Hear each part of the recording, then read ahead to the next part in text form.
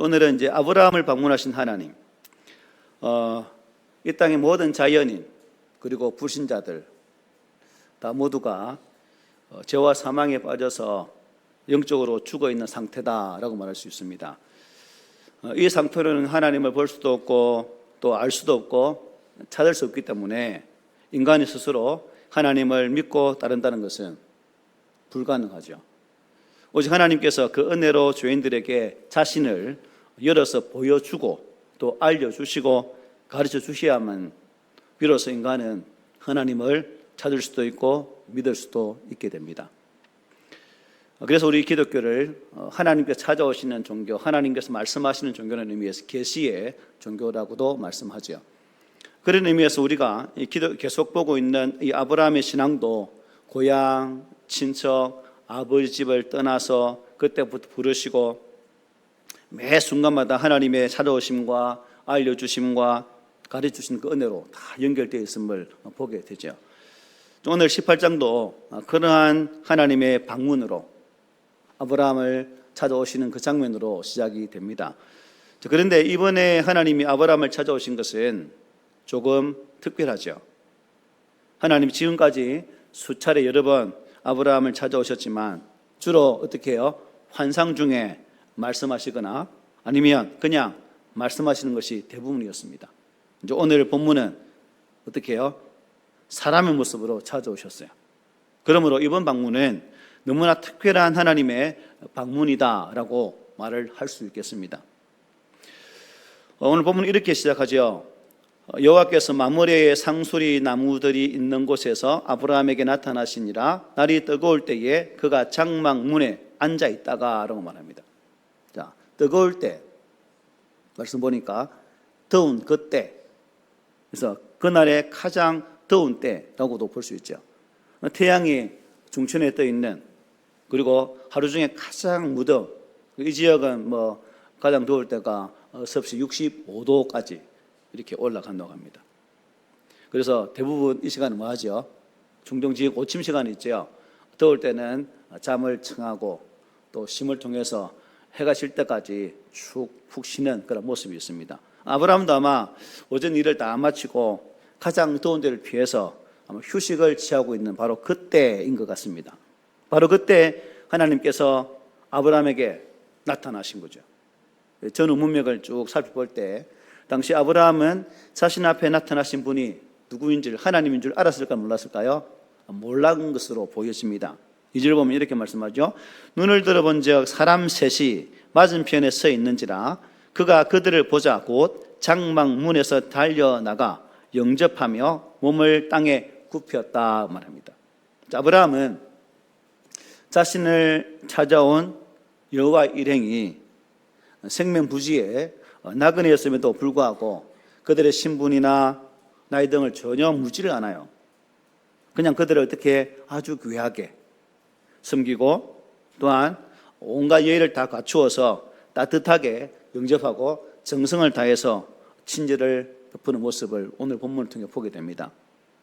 이어지는 3절로 5절을 보면 이렇게 말씀하죠. 이르되 내 주여 내가 주께 은혜를 입어 싸우면 원하건대 종을 떠나 지나가지 마시옵고 물을 조금 가져오게 하사 당신들의 발을 씻으시고 나무 아래에서 쉬소서.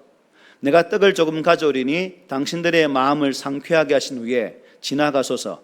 당신들이 종에게 오셨음이니이다. 그들이 이르되 네 말대로 그리하라 말씀합니다. 내 주여, 이 세 사람을 이제 여호와 일행을 부르는 호칭이죠. 대표 단수입니다. 하나님이 아니라 전체를 가리키는 그런 의미죠. 당시 사회에서는 또 종교적으로 또 일반적인 의미에서도 높은 사람을 주님으로 주여라고 부르는 호칭이 되어 있습니다. 히브리서 13장 1절 2절에 보면 이렇게 말씀해요. 형제 사랑하기를 계속하고 손님 대접하기를 잊지 말라. 이로써 부지 중에 천사들을 대접한 이들이 있었다 말씀하죠. 이것을 보면 아브라함이 자신을 찾아온 그 사람들이 여호와 일행인 줄을 전혀 몰랐다는 것을 보게 되죠. 아무튼 아브라함 행동은 억지나 가식이 아니었습니다. 마음으로부터 우러나오는 사랑의 행위였다는 거죠. 사랑의 행위. 적극적이었고 그리고 진실한 섬김이었습니다. 아브라함은 또 이 방문객들이 발을 씻을 수 있도록 물을 준비하게 되죠. 왜 물을 준비합니까? 그 지역은 샌들을 신고 달리는 지역입니다. 그래서 발가락 사이에 아주 먼지가 많이 끼는 그런 동네입니다. 그래서 꼭 집에 들어갈 때는 손을 씻거나 발을 씻게 됩니다. 그렇게 다 준비해 주었다. 그야말로 최고의 대접이죠. 아브라함은 또 여호와 일행이 장거리 여행으로 쇄신한 윤기를 방법하게 회복하기 위해서 편히 또 쉴 수 있도록 충분히 배려를 해줍니다. 여전 6절로 8절에 보면 이렇게 말씀하죠. 아브라함이 급히 장막으로 가서 사라에게 이르되 속히 고운 가루 세 스아를 가져다가 반죽하여 떡을 만들라 하고, 아브라함이 또 가축대에 있는 곳으로 달려가서 기름지고 좋은 송아지를 잡아 하인에게 주니 그가 급히 요리한지라. 아브라함이 엉긴 젖과 우유와 하인이 요리한 송아지를 가져다가 그들 앞에 차려놓고 나무 아래에 모셔 섬에 그들이 먹었다 말씀합니다. 여기 보니까 아브라함은 여호와의 일행들과 함께 앉아서 식사를 했나요? 하지를 않았어요. 그들이 준비한 음식을 다 먹을 때까지 곁에서 그냥 서빙되는, 시중되는 그런 상황입니다. 영접에서부터 식사를 다 마칠 때까지 그야말로 한결같은 자세로 딱 보조하는, 섬기는 그런 모습이죠. 여기 보니까 엉긴 젖, 우유, 엉긴 젖이 뭐죠? 요구르트라고 보면 좋겠습니다. 요구르트. 저 전문가적 있네요. 그런 의미입니다. 어쨌든 그의 섬김에는 마음을 정말 즐겁게 하는 그런 섬김이 있었다는 거죠. 우리가 무엇을 할 때 억지로 섬기면 그 억지 속에는 상대방도 눈치를 채거든요. 그러면 그 섬김이 불편하면 마음이 앉아있는 대접받는 사람도 왠지 모르게 뒤가 편치를 않아요. 그런데 지금 아브라함의 섬김은 전혀 손님들로 하여금 부담이 되지 않는, 오히려 앉은 사람이 참 마음에 평안을 주고 기쁨을 주는 그런 섬김으로 했다는 겁니다. 그야말로 몸과 마음을 다 바쳐 다 섬기는 거죠. 여기서 아브라함의 섬김을 통해서 우리는 예수님의 섬김도 기억할 필요가 있겠죠. 우리 예수님께서도 이 땅에 오셔서 우리 인생을 위해서 당신 자신을 아낌없이 다 내어놓으시는 그 섬김으로 오셨습니다. 그래서 우리가 성경이 말하는 이 섬김은 결코 누구 중심이 아니죠. 나 중심이 아니다는 것을 깨닫게 되죠. 오히려 나를 철저하게 비울 때 비로소 가능한 성경 속에 섬김이 가능하다는 것입니다. 나를 비울 수 있는 방법은 한 가지죠. 어떤 것일까요? 나를 비울 수 있는 방법. 허물로 죄로 죽은 인류를 구원하기 위해서 자신을 희생제물로 내놓으신 그 예수 그리스도와 깊이 맞닿아 있는 삶을 살아갈 때, 예수와 온전히 연결되어 있는 그 삶을 살아갈 때에 비로소 나를 비우는 작업이 가능하다는 것입니다. 우리의 신앙생활이 나 중심적인 것으로 변모되면 비우는 작업은 불가합니다. 그러나 예수 그리스도가 내 삶의 주인으로서 온전히 그분이 내 삶 전체를 주장하게 되신다는 그 믿음을 설 때 비로소 비우시고 그 비움 가운데에 주의 은혜로 채우게 된다는 거죠. 그래서 마가는 이렇게 말씀했습니다. 인자가 온 것은 섬김을 받으려 함이 아니라 도리어 섬기려 하고 자기 목숨을 많은 사람의 대속물로 주려 함이라고. 주님이 오셔서 걸어가셨던 당신의 섬김의 말씀을 이렇게 증거했습니다. 진정한 섬김은 자신이 원하는 무엇인가를 자신이 원하는 방식이 아닌 섬김을 받는 사람의 마음의 합한 모습으로 섬겨야 그게 제대로 된 섬김이다 하는 거죠.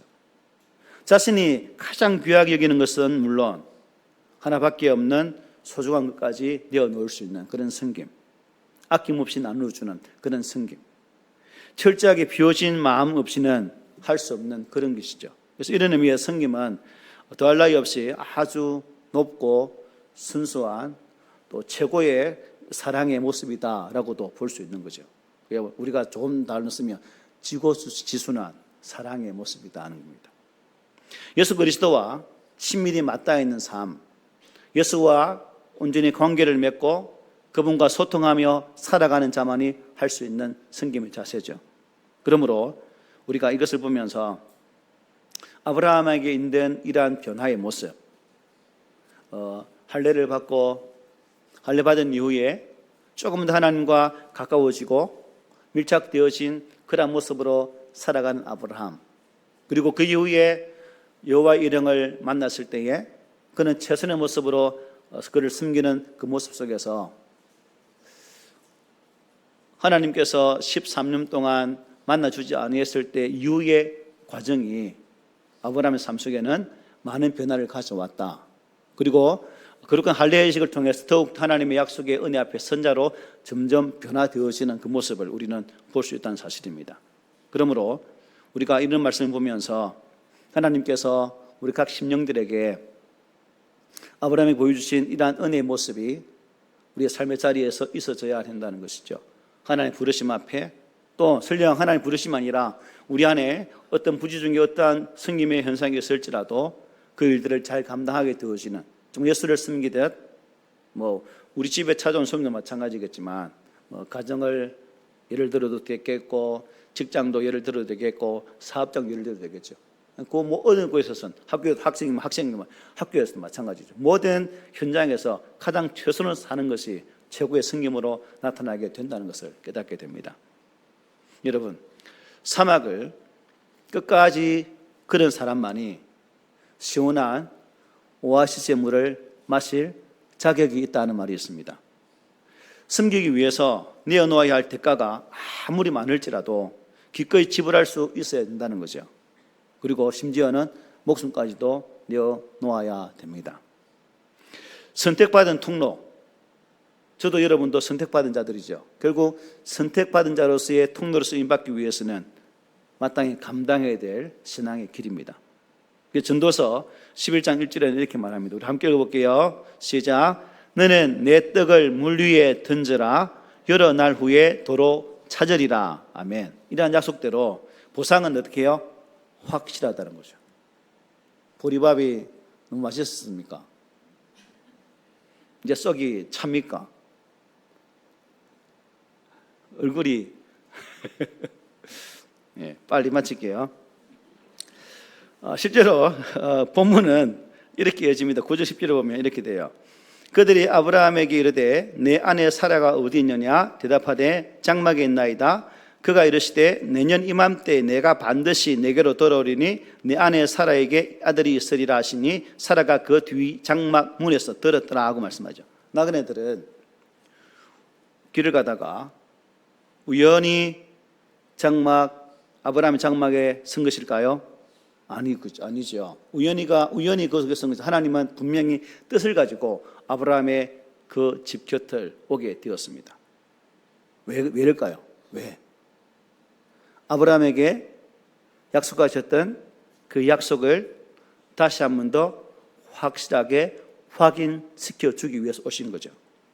사라를 통해서 아들을 주시겠다는 그 특별한 메시지를 전달하기 위해서 지금 아브라함 곁에 찾아오셨다는 겁니다. 내게로 돌아오리라고 말씀하죠.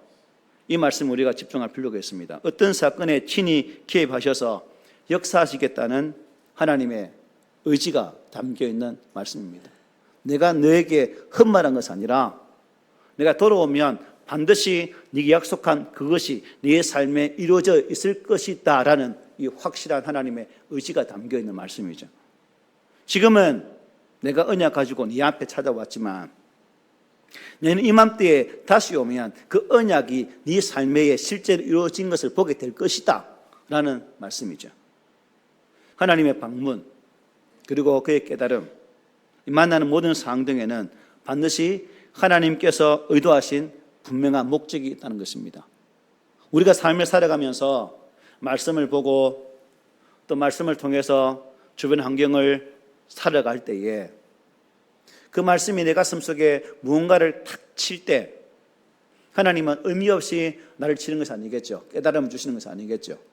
그 말씀 안에서 하나님의 분명한 의도와 목적을 깨닫게 되기를 원하시는 하나님의 마음이 담겨 있다는 거예요. 환경을 통해서 옆에 있는 사람들을 통해서 내가 살아가는 조건을 통해서 하나님은 우리에게 다가오셔서 말씀하시고 하나님이 주신 그 약속의 말씀을 분명히 이루어 가신다는 것입니다. 이어지는 11절 12절 보십시오. 아브라함과 사라는 나이가 많이 늙었고 사라에게는 여성의 생리가 끊어졌는지라 사라가 속으로 웃고 이르되 내가 노쇠하였고 내 주인도 늙었으니 내게 무슨 즐거움이 있으리요 말하죠. 늙었다. 직역하니까 생명의 날들이 다 지나갔다. 더 이상 나에게는 생식 능력이 없기 때문에 나에게는 더 이상 어떤 희망도 기대할 것도 없다. 이미 내 인생은 그냥 종쳤다. 그런 의미입니다. 이미 생식 능력을 잃었기 때문에 전혀 가능성이 없는 어떻게 자녀를 낳겠냐는 거죠. 이러한 자신의 상황을 근거로 해서 사라는 그 일은 된다 안 된다? 안 된다라고 말하고 있는 안 된다. 절대 일어나서는 일어나지 못할 일이다라고 지금 사라는 확신하고 있습니다. 자신의 아들을 낳는다는 것은 절대 불가능하다는 거죠. 그리고 그것을 믿었기 때문에 뭐 하게 됩니까? 속으로 웃게 되는 거죠. 속으로 웃게 되는 거죠. 이 웃음은 지난 시간에 웃었던 아브라함 웃음처럼 거의 비슷한 거죠. 자괴적인 웃음. 아이고, 가당치도 않습니다. 이렇게. 그리고 본문은 13, 14절에 이렇게 이어집니다. 여호와께서 아브라함에게 이르시되 사라가 왜 웃으며 이르기를 내가 너를 끈을 어떻게 아들을 낳으려 하느냐 여호와께 능하지 못한 일이 있겠느냐 라고 말합니다. 능하지 못한 일, 너무 어려워서 도저히 성취할 수 없는 일의 의미입니다. 하나님이 이렇게 도무지 성취할 수 없는 일이 있을까요? 전능하신 하나님이 있습니다. 불가능이 없으신 하나님이 있습니다. 그러므로 하나님께는 모든 것이 가능하다라고 말씀하고 있는 거죠. 사라의 불신을 부시시키는 약속을 계속해서 반복해 주고 계십니다. 사라야 웃지 마라. 반드시 이루어진다. 이런 말씀이죠. 아무리 설명하고 또 설명해도 끝까지 거부하는 죄인에 대한 하나님의 인내와 사랑, 그 열정을 다시 볼 수가 있습니다. 저도 그렇고 여러분도 그렇고 예수 안에서 부름받아 구원받은 백성으로 살고 있고 우리가 보다 더 인격적으로 성숙한 신앙의 삶을 살아감에 있어서 우리 하나님이 얼마나 참으셨습니까? 지금도 참고 계시죠. 지금도 우리를 가르치시고 가르침을 통해서 기다리시면서 한참 또 기다리시면서 너 변화될 때까지 또 기다릴게 라고 말씀하시면서 인내하고 계신 분이 하나님이십니다. 이어지는 말씀 보십시오. 기한이 이를 때에 내가 내게로 돌아오리니 사라에게 아들이 있으리라. 사라가 두려워서 부인하여 이르되 내가 웃지 아니하였나이다. 이르시되 아니라 네가 웃었느니라 라고 본문은 마무리가 됩니다. 사라는 단순히 지나가는 나그네 정도로 알았던 분의 능력에 놀라게 됩니다. 마음속 깊이 은밀한 곳에서 품고 있었던 생각이 그냥 완전히 들통이 난 거죠. 여러분, 내 속에 있는 마음이 옆에 있는 사람이 탁 꼬집어 알 때 그때 어때요? 너무 당황스럽죠. 그때는 우리 말을 막 벅벅벅벅 하게 되죠. 지금 아마 사라 상태가 그 상태인 것 같아요. 어떻게 알았지? 완전 그 상태. 깜짝 놀란 상태. 그래도 들켰으면 인정하면 좋으련만 다시 변명을 하고 있습니다. 사라의 모습이 누굴까요? 바로 나죠. 우리들이죠. 처음 사랑 아담 때부터 출발되어진 변명의 전가의 모습이 우리 인류의 태어나고 죽고 하는 그 과정 속에서 지금까지 누구에게까지요? 나에게까지 이어져 있습니다. 이게 우리 사람의 본질이죠. 본질은 변하지 않습니다. 우리의 본질이 변하기 위해서는 결국 예수 그리스도는 세제가, 강력한 세제가 필요하죠. 그 세제로 닦아야 우리의 그 죄악의 때가 벗겨질 수 있다는 사실입니다. 여호와께서는 사라의 거짓말과 변명을 용납하지 않습니다. 야, 너 거짓말 했어. 왜 그래? 아주 단호하게 선언해 버리죠. 거짓말과 변명으로 자신의 불신을 감추어 보려고 했던 사라의 모습이 또 하나님께서부터 한 번 더 지적받는, 책망받는 그런 상황입니다. 아브라함도 웃었고 사라도 웃었습니다. 그 꾸짖음을 받음에도 하나님은 사라를 축복해 주셨고, 불신에서 믿음으로, 의심에서 확신으로, 기쁨으로 나아갈 수 있도록 그들의 삶의 은혜로 역사해 주셨습니다. 오늘도 하나님 우리에게 그렇게 다가오십니다. 믿음 없는 나에게, 확실성 없는 신앙생활하고 있는 나에게 찾아오셔서 내 마음에 감동을 주시고, 그런 나의 삶을 변화시켜 주셔서 확실 있는 신앙인, 믿음 있는 신앙인으로 지금도 우리를 세워가고 있습니다. 아브라함은 결국 이 약속에 의지해서 하나님의 약속의 실행으로 말미암아 아들을 낳게 되어지고, 이름을 무엇이라? 이삭이라 짓게 되어집니다. 하나님은 과연 저들의 불신과 의심의 죄까지도 다 용서하시고 약속의 은혜를 그들에게 베푸셔서 구사를 잊게 하는 복을 허락해 주셨고, 결국 그 아들이 그의 가정에 웃음, 기쁨이 되어지는 복을 허락해 주셨습니다. 이삭이 기쁨이란 웃음이란 뜻을 가지고 있는 것처럼, 이제 우리가 예수 그리스도 안에서 이런 신앙의 삶을 살아가면서 나를 변화시킬 수 있는, 또한 나를 변화시키셔서 웃게 하실 그 하나님은 은혜의 하나님이시고 능력의 하나님이시다 하는 사실을 믿기를 소망합니다. 하나님 나라의 원리는 여러분 섬김에 있습니다. 바라기는 아브라함이 오늘 부지 중에 찾아왔던 하나님의 여호와 일행을 섬긴 것처럼, 저와 여러분들도 우리의 삶의 자리에서 어떠한 상황이 있을지라도 그분들을 잘 섬길 수 있는 그러한 은혜가 있기를 원합니다. 잘못 해석하면 우리가 사람한테 너무 잘 해주는 사람들을 뭐가 넓다 말해요? 오지랖이 넓다 말하죠. 믿음 안에서 섬기면 오지랖이 넓어도 좋을 것 같아요. 안 그래요, 여러분? 안 그렇구나. 그럼 여러분 그렇게 살지 마세요.